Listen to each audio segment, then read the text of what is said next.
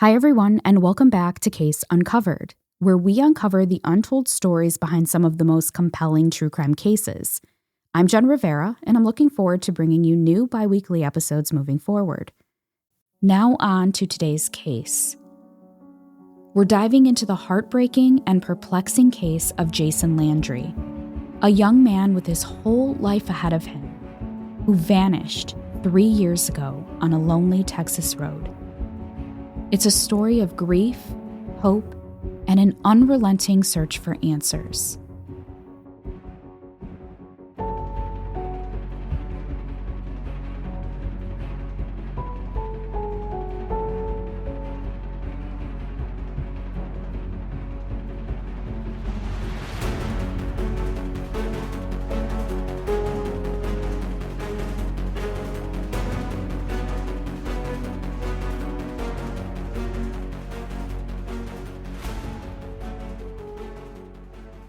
Jason Landry was a 21-year-old college student enrolled at Texas State University in San Marcos.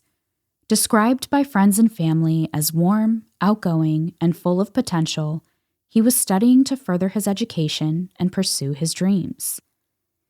Like so many college students, Jason was eager to return home for the holiday break in December 2020. His family, who lived in Missouri City, Texas, was looking forward to seeing him, celebrating the season and enjoying time together. But sadly, Jason would never make it home. What should have been a simple drive took a tragic and mystifying turn. On the night of December 13th, 2020, his car was found abandoned and crashed on a desolate road near Luling, Texas. Jason's wallet and phone were still inside, yet Jason was gone. This case is one that left both investigators and the public searching for answers. It's a story of a young man who vanished on a dark rural road in Texas, leaving behind only a crashed car, a pile of clothes, and a trail of haunting questions. This has also been a case that's been very heavy on my heart since I attended CrimeCon in Nashville back in May. While I was there, I got the opportunity to speak to a family friend of the Landrys and learn more about Jason's case. And I knew this was a case that I wanted to cover at some point. And I'm so glad I'm getting the opportunity to do that here on the Homicide Tree. So let's start by going back to that night, December 13th, 2020. It was a Sunday evening and the height of the COVID-19 lockdown. Jason had just finished his final exams at Texas State University. Like many students, the pandemic had made this semester uniquely challenging. Isolated classes, limited social interactions, and the stress of remote learning. Jason was eager to head home to Missouri City, Texas, a suburb just outside Houston, to spend time with his family for the holidays. He also planned to make a pit stop and meet up with some friends from high school on his way home. It was a familiar drive for Jason, a trip he had made many times before. At around 10:55 p.m., Jason left his apartment in San Marcos, Texas. He packed a few belongings, including his laptop, his cell phone, and even his pet betta fish, something he reportedly took with him everywhere. His destination was 160 miles away, a roughly 2.5-hour drive. The journey should have been uneventful. But as we now know, Jason would never make it home. An hour and a half later, at around 12:30 a.m., a volunteer firefighter driving down Salt Flat Road near Luling, Texas, stumbled upon a chilling scene. He spotted a crashed Nissan Altima on the side of the road, lights still on, engine running, and the key in the ignition. The car had sustained significant damage. The rear driver's side had struck a tree, and the front end was tangled in a barbed wire fence. The rear window was also shattered from the impact. But what was most disturbing was the absence of the driver. There was no sign of Jason. The firefighter noticed a red plastic cup on the road, which had a faint smell of alcohol. Scattered across the gravel were items that belonged to Jason: clothes, a backpack, shoes, and a wristwatch. It looked as though he had removed his clothing piece by piece as he walked away from the car. The scene was eerie, like something straight out of a horror movie. The firefighter immediately called 911, reporting the crash and the strange collection of items left behind. Take a listen. Hello, County Sheriff's Office. Hey, it's Cameron with Southeast Fire. How are you tonight? Hello, how may I help you? Yes, ma'am. I can let you know it's Cameron with Southeast. I just come off of 1322 on the Salt Flat Road, and I'm about, I'm going to say 5 or 6 miles off of the highway, and I just come up on a vehicle that's in a ditch, and it appears that it's going to be he hit a fence. There's clothing and shoes all in the roadway. Okay. You said at FM 1322 and Salt Flat Road? Yes, ma'am. It's going to be about 5 miles off of Salt Flat. Okay. And is there anybody inside the vehicle that you can see? I'm fixing to run back up there and see, but there's a backpack and some shoes all in the road, but I'm going to run back up here and check them out. Okay. Did you find the driver? I have not. I went up and down Salt Flat, and I haven't located him yet, but it appears that he grabbed a backpack or something out of his car, and he's thrown it in the middle of the road along with a cup that smelled like alcohol, and he's stripped out of his clothes wherever he's at, and there's some blood on his clothes. Oh, okay. Well, I guess we will get a deputy out there because the trooper's still a little ways out. Alrighty, yeah, because he took out some fence, and his back windshield's not completely out, and it's got severe front and rear damage to it. Okay. But I don't know where he's at. I've been up and down trying to find him, but I haven't located him yet. Other than that abandoned house that's on here, and I wasn't going to go up there. I figured that'd be a law enforcement issue. Okay, and it's on Salt Flat, 4 miles north of Pumper? Yes, ma'am. Okay, all right. All right, bye. As the officers begin to arrive on the scene, body cam footage shows them searching through Jason's backpack, which was found 900 feet away from the crash site. They find his wallet, identification, and a pill bottle filled with rolled-up marijuana blunts. At this point, the initial theory begins to form. Jason was under the influence of drugs or alcohol, got into an accident, and wandered off into the night. So what do we know about that house, the 2379? Is it abandoned? It's abandoned. Nobody lives there, but I don't know if he saw all his clothes and stuff back. He's completely naked wherever he's at. And there's blood on his underwear. So we got 27. White male. There we go. Wouldn't let him have that. Cool. You want me to have it all or just this? Yeah. Okay. 39894860 3989 4860. It's gonna be a 27 that was located in the backpack. Contacts. Right, college kid. So it looks like, right? Oh my goodness. Uh-oh. Yep.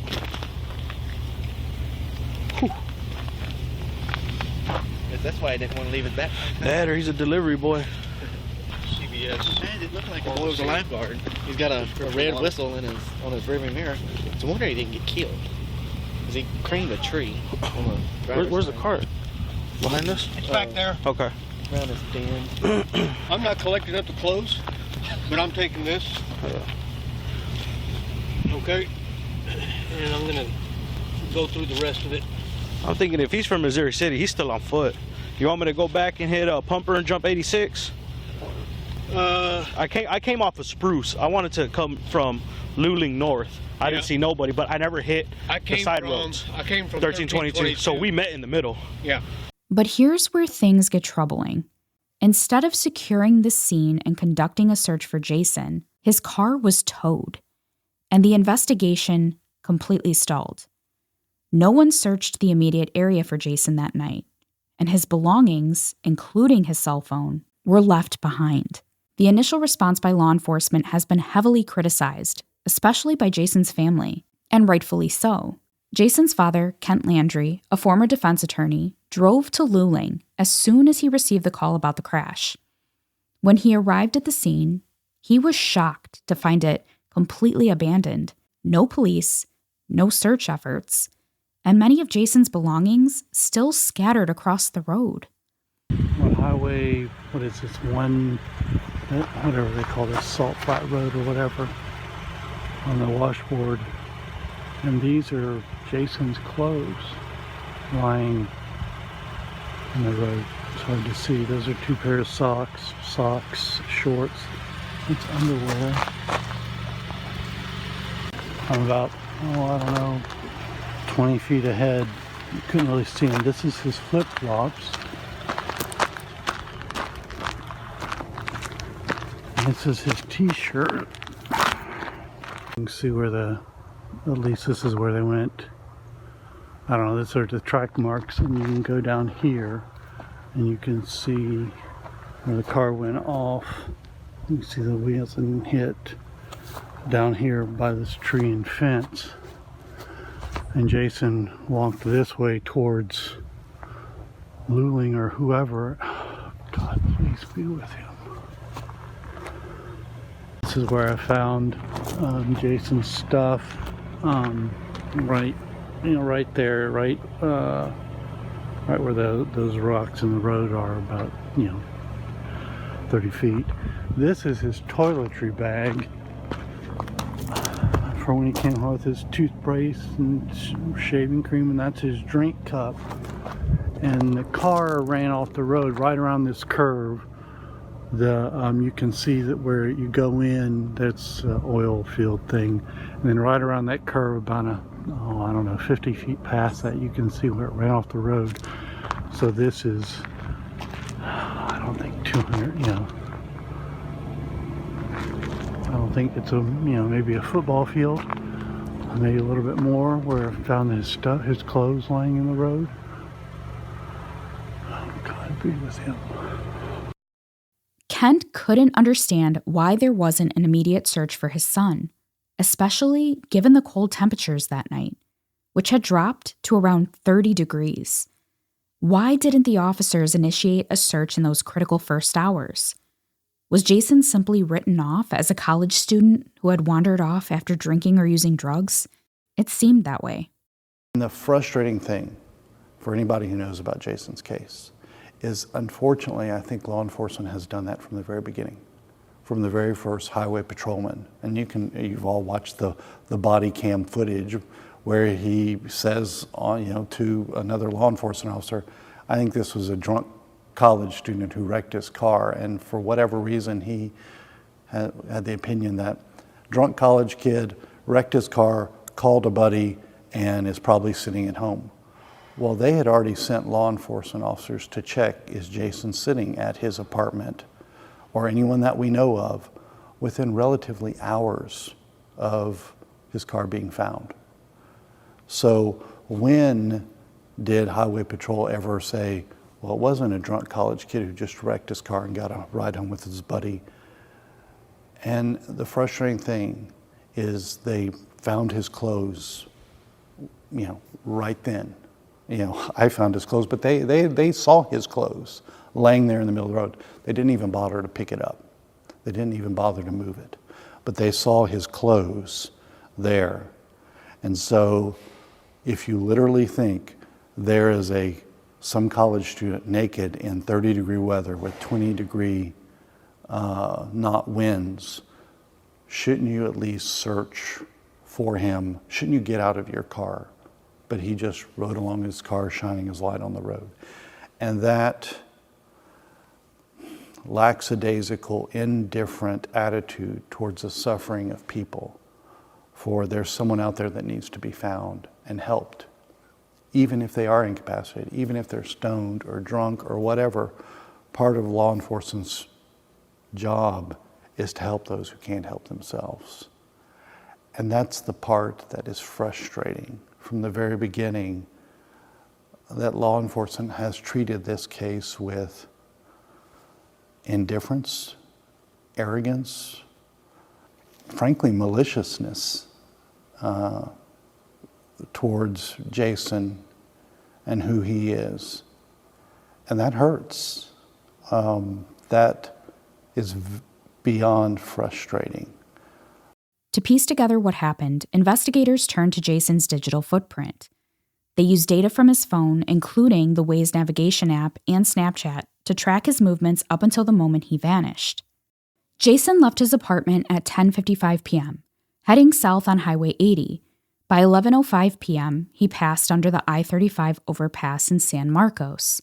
At 11:24 p.m., Jason's phone pinged at East Austin Street and Magnolia Avenue, an intersection in Luling, Texas. This was the last known point where his phone showed any activity. After this, his digital footprint went dark. From this intersection, it's a direct route onto I-10, which would have taken him straight to Missouri City. But instead, Jason's car was found on Salt Flat Road, a desolate gravel road far off the beaten path. Why did he take this detour? Some speculate that Jason may have been distracted by a Snapchat notification he received at that intersection. The app activity suggests he switched from Waze to Snapchat. Could it have been a simple wrong turn? Or did Jason intentionally head down this isolated road? And if so, why? Let's dive into the theories surrounding Jason's disappearance. The first theory is that Jason was disoriented and under the influence of drugs or alcohol.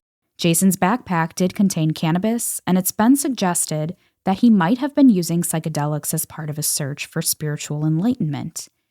Investigators found that in the days leading up to his disappearance, Jason had Googled terms like, "How long can you live in the woods without food?" and had discussed spiritual practices with his friends.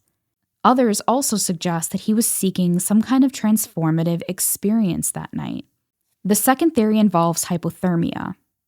It was a cold December night, and some have speculated that Jason may have experienced paradoxical undressing, a phenomenon where hypothermic individuals feel overheated and remove their clothing.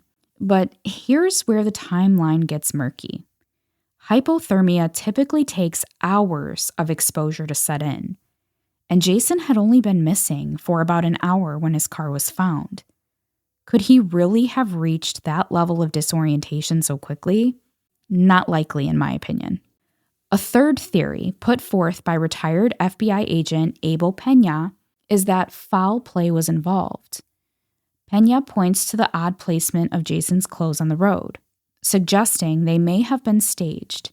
He also notes the area near the crash site has a history of drug activity and speculates that Jason may have encountered someone who forced him off the road. For Pena, Jason's clothes lying on the road looked staged. I don't believe Jason exited his vehicle and removed his clothing that night. Pena took us back to the intersection in Luling, where Jason's cell phone activity stops. This area here is just a busy area. There's drug activity that takes place right behind us here. He's conducted interviews with witnesses he claims could take the case in a new direction. Do you think if Jason Landry was out here, he would have been found? He would have been found a long time ago. I have no doubt he would have been found. The search for Jason was extensive. Helicopters, drones, scent dogs, and volunteers combed through thousands of acres around the crash site. Texas EquiSearch, a renowned search organization, was involved but eventually suspended their efforts, stating that they had thoroughly searched all accessible areas without finding Jason.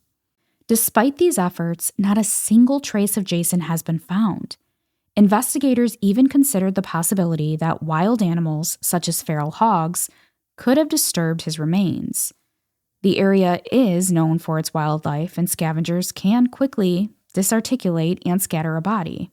Although, I do want to make a side note here that goes against this theory, because again, no trace of Jason has been found. No sign of an animal attack, no blood aside from the small amount found on Jason's clothes, and his scent trail abruptly ended on Salt Flat Road, almost as if he just vanished into thin air. If there was indeed some type of animal attack or animal disturbing his remains, something would have been found in that initial search. In February 2022, a geofence warrant was issued to identify any cell phones in the area at the time of the crash. So as we drive around here, Houston, if you look at everyone probably knows what a cell phone tower looks like, but wherever your cell phone is, assuming you go on any app, most Google apps, and certainly, like for example, in Jason's case, he was using Waze to, he entered in our home address and hit go. And to track you, to be able to tell you, hey, in 200 yards, turn right on Smith Street, the cell phone towers are locating your phone and they're pinging every few seconds to find it. And so a geofence is simply and of course that's all digital data. And before they delete it, we're simply asking, tell us what other cell phones were in that small window, because Jason's case is unusual in many ways. It comes down to 1 hour and a 2-mile stretch of road. And were there any other people in proximity other cell phones in proximity to his cell phone? And that's really all a geofence is to find out that information. Unfortunately, this yielded no new leads. The investigation has since stalled, but Jason's family continues to push for answers. Jason's parents, Kent and Lisa Landry, have been vocal in their criticism of the investigation. They feel that law enforcement's early assumptions that Jason was just another college kid who wandered off after using drugs caused crucial delays and missed opportunities. Kent Landry has said, as a parent, you visualize your child walking down a dark road in the middle of nowhere, needing help. And the part that hurts the most is knowing that no one was out there looking for him. Their plea to the public is simple. If you know something, say something. Come forward. The family deserves answers. They deserve closure. So what did happen to Jason Landry? Was it a tragic accident? Or is there a darker, more sinister explanation? As of today, Jason's case remains unsolved, with more questions than answers. And here we are.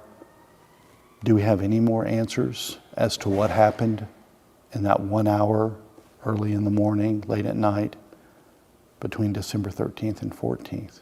What happened to my son?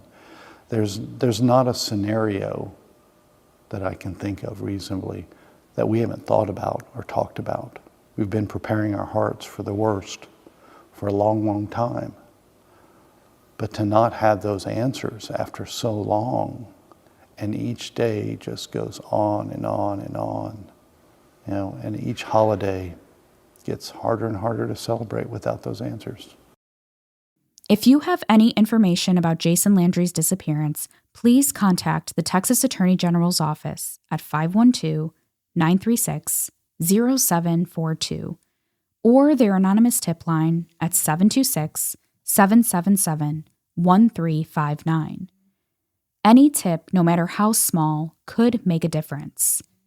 Jason's family deserves answers, and we can only hope that one day the truth will come to light. Thank you again for being here today and for listening to Jason's story. Please help us continue to spread awareness for his case by sharing this episode. And to stay up to date on Jason's case, make sure you visit the Facebook page Find Jason Landry and connect with Jason's family there. You can also visit southminpress.org/Jason to learn more about Jason and his case. All of the links will be added in the show notes below.